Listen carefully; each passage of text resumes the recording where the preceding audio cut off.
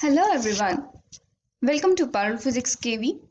आज इस वीडियो में हम एक इम्पॉर्टेंट कंसेप्ट पढ़ेंगे in thermodynamics which is PV diagram. इसकी बहुत सारी एप्लीकेशंस होती हैं। इनके ज़रिए हम थर्मोडायनेमिक प्रोसेस को ग्राफिकली रिप्रेजेंट कर सकते हैं। A graph representing the variation of pressure with volume is called PV diagram. ये एक ऐसा ग्राफ होता है जिसकी एक्स एक्सिस पे हम वॉल्यूम लेते हैं और वाई एक्सिस पे हम प्रेशर लेते हैं, और जो ग्राफ मिलता है हमें that is the variation of pressure with volume, और इसको हम बोलते हैं पीवी डायग्राम। अगर हमारे पास एक सिस्टम की दो स्टेट्स हैं ए और बी, ए पर जो स्टेट वेरिएबल्स हैं वो है P1 V1, बी पर स्टेट वेरिएबल्स हैं P2 V2। We went through a process. ये हमें process दिखा रखी है. This is the direction of process. To find out the work done by the system in this process, we will calculate the area under this curve. This area under this curve will give me the work done. और अगर हमारा graph from left to right जा रहा है like in this, यहाँ पर volume increase हो रहा है, बी पर वॉल्यूम ज्यादा है, ए पर वॉल्यूम कम है, it means the work done here is positive. Had it been otherwise, अगर हमारा सिस्टम बी से ए पर जा रहा होता तो फाइनल वॉल्यूम इनिशियल वॉल्यूम से कम होता, तो इट मीन्स उस केस में हम वर्क डन क्या लेते, नेगेटिव। सो यहाँ पर डायरेक्शन भी इंपॉर्टेंट है। अगर यहाँ पर एक्स एक्सिस में हमें प्रेशर एटमॉस्फेयर में दिया होगा, so we will convert it into SI unit. हम इसको मल्टीप्लाई कर देंगे 1.013 into 10⁵ newton per metre square से। और अगर वॉल्यूम हमें यहाँ पर लीटर्स में गिवन होगा, we will convert it into metre cube by multiplying it with 10⁻³ since 1 litre is equal to 10⁻³ metre cube. Let me take an example in order to understand it more clearly.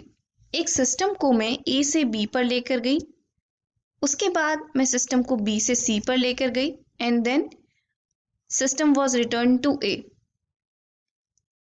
यहाँ पर मुझे दिख रहा है कि A से B पर जाने में सिस्टम ने पॉजिटिव वर्क किया, so work done in going from A to B is equal to positive, क्योंकि यहाँ पर सिस्टम एक्सपैंड हो रहा है, यहाँ पर जो V है वॉल्यूम इंक्रीज हो रहा है।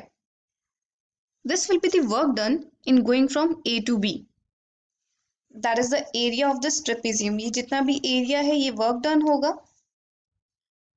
ये जो पॉइंट्स हैं यहाँ पर वॉल्यूम एक्सिस पे, इनको मैं नाम दे देती हूँ, let this be point D and let this be point E। So the work done in going from A to B is equal to area of the trapezium A B D E A। अब B से C पर जाने में कितना work done हुआ, वो work done इस area के बराबर होगा, लेकिन यहाँ पर work done will be negative क्योंकि यहाँ पर गैस कंप्रेस हो रही है B से C पे जाने में। सो WBC इज नेगेटिव, और इसकी वैल्यू क्या होगी, the value of BC, work done in going from B to C, is area under this rectangle CBDE. Now what is the work done in going from C to A? The work done in going from C to A is 0. Why? क्योंकि C का जितना volume है उतना ही A का volume है, और अगर volume change नहीं होता तो PdV से work done will be 0. So the net work done will be equal to work done in going from A to B plus work done in going from B to C plus work done in going from C to A. This is 0. ये term negative होगी, ये term positive होगी।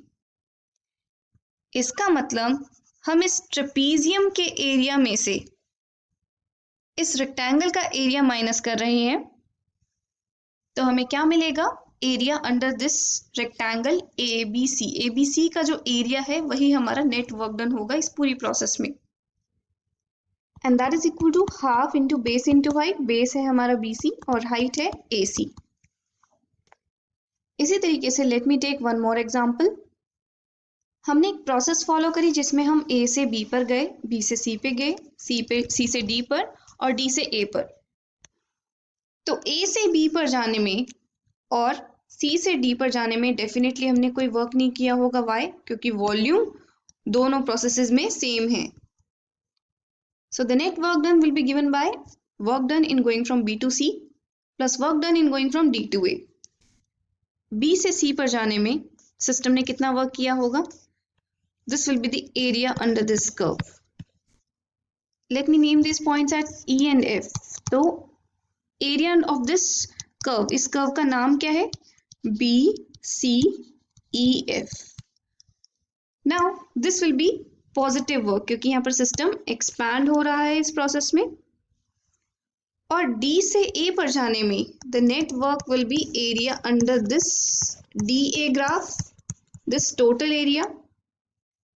लेकिन यहाँ पर system contract हो रहा है, सो the work done will be negative, so I will subtract minus area of ADEF।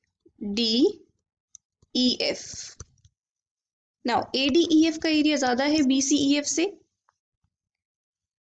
तो न्यूमेरिकली अगर मैं माइनस करती हूँ I'll get the area as the work done of this rectangle with a negative sign. So the net work done will be negative of area of ADCB rectangle.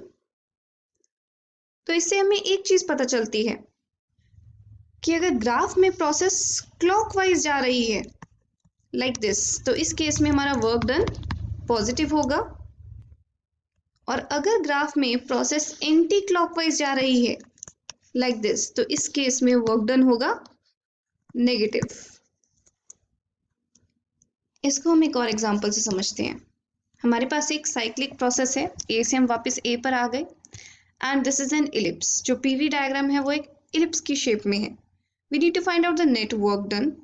हमें दे रखा है कि इसकी जो दो सेमी एक्सिस हैं, एक जो वॉल्यूम वाली सेमी एक्सिस है उसकी वैल्यू है वी नॉट, और जो प्रेशर वाली सेमी एक्सिस है इसकी वैल्यू है P naught. We need to find out the work done. सबसे पहले तो ये क्लॉकवाइज है तो वर्क डन पॉजिटिव होगा, then it will be equal to the area under this curve. Area of ellipse क्या होता है? पाई इंटू द जो उसकी दोनों रेडियस होती हैं डिफरेंट डिफरेंट वैल्यूज की। इसकी एक रेडियस है पी नॉट और दूसरी रेडियस है V naught. So this will be the net work done in this process. So I hope this topic of PV diagrams is clear to you. Thank you for watching. Have a good day.